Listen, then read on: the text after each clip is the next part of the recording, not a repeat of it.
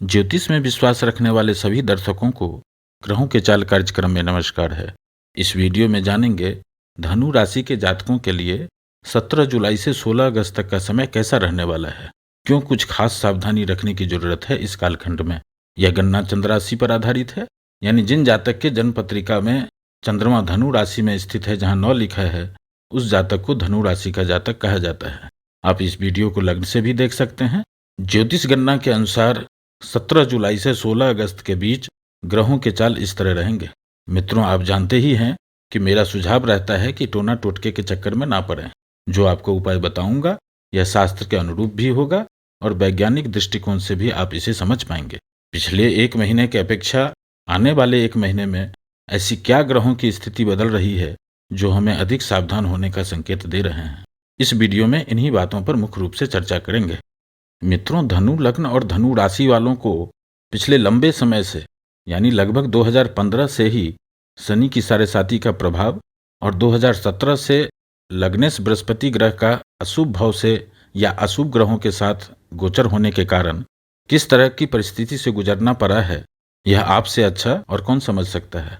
और आज भी शनि की साढ़ेसाती का प्रभाव समाप्त होने के बाद भी लग्नेश बृहस्पति ग्रह का राहु, केतु और शनि के साथ पाप प्रभाव में होने से धनु राशि और मीन राशि वालों के लिए स्थिति में कोई सुधार नहीं हो पा रहा है। मित्रों, धनु लग्न और धनु राशि वालों के लिए नवग्रहों में सिर्फ 3 ग्रह योग कारक ग्रह होते हैं, बृहस्पति, मंगल और सूर्य ग्रह। बुध ग्रह भी, जो धनु राशि वालों के कुंडली में 2 केंद्र भाव के स्वामी होते हैं, वह भी अधिकांश समय केंद्राधिपति दोष का प्रभाव दे देते हैं, यानी अशुभ फल दे देते हैं, शुभता नहीं दे पाते हैं। यानी बृहस्पति, मंगल और सूर्य ग्रह को छोड़कर और बाकी के सभी 6 ग्रह कभी शुभ तो कभी अशुभ प्रभाव देते हैं। यह डिपेंड करता है कि वह किस भाव से गोचर कर रहे हैं या फिर किन ग्रहों से प्रभावित हैं। वैदिक ज्योतिष में इसको ग्रहों का तात्कालिक स्थिति कहते हैं। मित्रों, धनु लग्न और धनु राशि के सभी जातकों के लिए इस समय में जो ग्रहों की स्थिति बन रही है, यह साफ साफ संकेत दे रहे हैं कि अगले कुछ समय के लिए अधिक सावधानी रखनी चाहिए, क्योंकि इस कालखंड में धनु राशि के कुंडली में जो ग्रह योग कारक होते हैं, यानी शुभता प्रदान करने वाले होते हैं, वह सभी ग्रह इस समय अशुभ ग्रहों से प्रभावित हैं या अशुभ भाव से गोचर कर रहे हैं। इसलिए इस समय में अधिक सावधानी रखनी चाहिए। आइए इन सभी बातों पर चर्चा करते हैं। क्या पॉजिटिव पक्ष है और क्या निगेटिव पक्ष रहेगा, साथ ही साथ इस स्थिति से कैसे निपटा जाए, इसके लिए भी वीडियो के अंत में चर्चा करेंगे, जिससे डैमेज को कंट्रोल किया जा सके। पॉजिटिव पक्ष की बात करते हैं तो आने वाले एक महीने में जो ग्रह का प्रभाव बदलने वाले हैं वह है सूर्य, बुध, शुक्र और मंगल ग्रह। जैसे कि पहले ही आपसे बताया है कि धनु राशि वालों के लिए मंगल ग्रह योग कारक ग्रह होते हैं। धनु राशि के कुंडली में 5th भाव और 12th भाव का स्वामित्व मंगल ग्रह के पास है। इस समय में मंगल ग्रह धनु राशि के 9वें भाव से गोचर कर रहे हैं। मंगल ग्रह का गोचर तो अच्छा है, लेकिन प्लेसमेंट अच्छा नहीं है। इसलिए इस गोचर काल में कई मामले में तो मंगल ग्रह अच्छे परिणाम देंगे, लेकिन कई जगह सावधानी भी रखनी पड़ेगी, अन्यथा नुकसान हो सकते हैं। क्योंकि इस भाव पर राहु, शनि और शुक्र ग्रह का भी प्रभाव है। लेकिन मंगल ग्रह इस कालखंड में अच्छे परिणाम देंगे, क्योंकि मंगल ग्रह धनु राशि वालों के लिए योग कारक ग्रह होते हैं, त्रिकोण भाव के स्वामी होते हैं और त्रिकोण भाव से ही गोचर कर रहे हैं। एक और बात, या यूं कहें कि दूसरी बात यह है कि मंगल ग्रह का यह 9वें भाव से गोचर सिंह राशि में, सूर्य के राशि में, अग्नि तत्व राशि में सपोर्टिव परिणाम देते हैं। और इससे भी इंपॉर्टेंट है इस भाव पर गुरु ग्रह का अमृत दृष्टि होना। यह स्थिति मंगल ग्रह की शुभता में वृद्धि कर रहे हैं। यहां ध्यान से समझिएगा, मंगल ग्रह पर बृहस्पति ग्रह की दृष्टि यह कुछ खास प्रभाव देने वाले हैं, क्योंकि धनु राशि के कुंडली में बृहस्पति ग्रह लग्नेश हैं, यानी त्रिकोण का स्वामी है और नैसर्गिक रूप से शुभ ग्रह हैं। इसलिए इस गोचर काल में 18 अगस्त तक मंगल ग्रह कुछ न कुछ अच्छे परिणाम देंगे। और इतना ही नहीं है, इस कालखंड में मंगल के साथ युति में शुक्र ग्रह है और 25 जुलाई से बुध ग्रह की भी युति रहेगी। यहाँ बुध ग्रह केंद्र त्रिकोण राजयोग बना रहे हैं। 25 जुलाई के बाद बुध ग्रह भी कुछ दिनों के लिए अच्छे परिणाम देंगे, फिर बाद में अस्त हो जाएंगे, तब बुध ग्रह का परिणाम देखने को नहीं मिलेंगे। लेकिन पिछले एक महीने की अपेक्षा 25 जुलाई के बाद से बुध ग्रह अच्छे परिणाम देंगे और इस भाव पर बृहस्पति ग्रह की अमृत दृष्टि है। इसलिए कुछ न कुछ सकारात्मक प्रभाव धनु राशि वालों को देखने को मिलेंगे। बुध ग्रह भी इस गोचर काल में सप्तम भाव के लिए अच्छे परिणाम दे रहे हैं, क्योंकि यहाँ बुध ग्रह 3-11 का संबंध बना रहे हैं। लेकिन यही बुध ग्रह कर्म भाव के लिए यानी दसम भाव के लिए अच्छा परिणाम नहीं देंगे। नवम भाव को भाग्य भाव, पितृ भाव और धर्म भाव के नाम से जाना जाता है। यही वह भाव है जो बताता है कि आपको कितना परिश्रम करना पड़ेगा या काम कितनी आसानी से निकल जाएंगे। 18 अगस्त तक मंगल ग्रह पर बृहस्पति ग्रह की अमृत दृष्टि है। वैसे तो यह शुभ संयोग 1 जुलाई के बाद से ही बन रहे हैं, लेकिन इसका प्रभाव 28 जुलाई के बाद प्रभावित होने वाला है।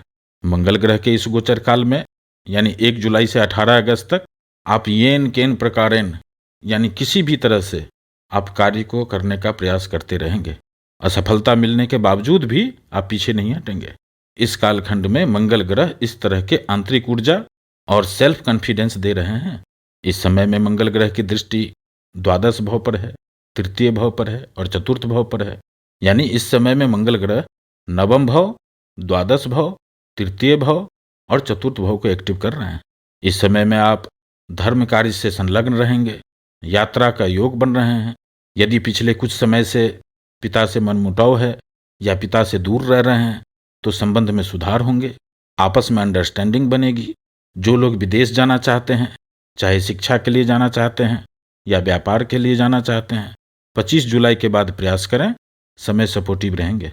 जो लोग इंपोर्ट एक्सपोर्ट से संबंधित कार्य कर रहे हैं, जो लोग प्रतिबंधित जगह जैसे जेल, हॉस्पिटल, आर्मी कैंट से संबंधित सामान की सप्लाई या व्यापार कर रहे हैं, उनके लिए भी यह समय सपोर्टिव रहने वाला है। जो लोग नेटवर्किंग से जुड़े हुए हैं, बैंकिंग क्षेत्र से जुड़े हुए हैं, कम्युनिकेशन, IT, मीडिया और सोशल मीडिया के क्षेत्र से जुड़े हुए हैं, उनको भी अगस्त के महीने में अच्छे परिणाम देखने को मिलेंगे। और जो लोग पिछले कुछ समय से किसी ज़मीन को बेचना चाहते थे या ज़मीन मकान से संबंधित कोई काम फंसे हुए थे, इस समय में प्रयास करेंगे, समय सपोर्टिव है, काम भी बनेंगे और लाभ भी होंगे। अब निगेटिव पक्ष की बात कर लेते हैं तो इस समय में शनि ग्रह की दृष्टि पंचम भाव पर है, बृहस्पति ग्रह पर है, नवम भाव पर है, मंगल ग्रह पर है और द्वादश भाव पर है। यानी ध्यान से देखा जाए तो इस समय में शनि ग्रह 2 त्रिकोण भाव बृहस्पति और मंगल ग्रह और मंगल के दोनों भाव को प्रभावित कर रहे हैं। और इस समय में सूर्य ग्रह अष्टम भाव से गोचर कर रहे हैं। भाग्य भाव का स्वामी अष्टम भाव से गोचर कर रहे हैं और इनकी दृष्टि द्वितीय भाव पर है, धन भाव पर है। ओवरऑल यह स्थिति थोड़ी सावधानी रखने की है, क्योंकि यह स्थिति ब्रह्मांड के लिए भी अच्छा नहीं है और धनु राशि वालों के लिए तो पहले से ही परेशानी की दौड़ चल रही है। इसलिए इस समय में थोड़ी और सावधान हो जाना चाहिए। अब उपाय की बात कर लें तो जितना संभव हो सके इस समय में यात्रा के समय में अधिक सावधानी रखें। एयरपोर्ट, रेलवे स्टेशन या बस डिपो में अपने सुनिश्चित समय से पहले पहुंचने का प्रयास करें। किसी भी डॉक्यूमेंटेशन करने से पहले उसके सभी पहलू को, टर्म कंडीशन को ठीक से जांच कर लें। उत्तेजित होने से बचें, वाद विवाद करने से बचें। ऐसा करने से डैमेज को कंट्रोल किया जा सकता है। और जब भी समय मिले अपने आराध्य को नमन करें। अभी श्रावण मास चल रहा है, महादेव को ध्यान करें। ऐसा करने से राहु और शनि से होने वाले परेशानी में भी कमी होते हुए देखेंगे। और प्रतिदिन हनुमान चालीसा का पाठ करें। जो यह पढ़े हनुमान चालीसा होई सिद्ध साखी गौरीसा। जो हनुमान चालीसा पढ़ेंगे उनका कार्य सिद्ध होगा। इस बात का साक्षी गौरीसा महादेव हैं। फिर उपस्थित होंगे एक नए वीडियो के साथ। नमस्कार।